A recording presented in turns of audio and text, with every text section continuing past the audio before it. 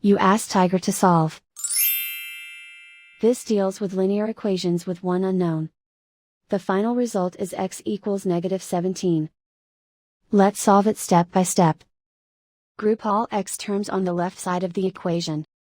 Subtract 2x from both sides. Group like terms. Simplify the arithmetic. Group like terms.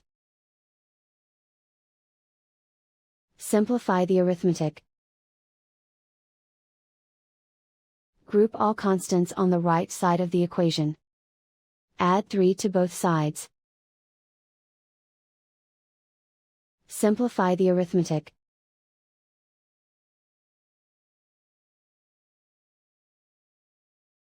Convert the x into a positive number.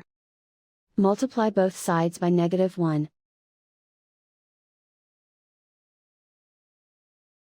Remove the ones.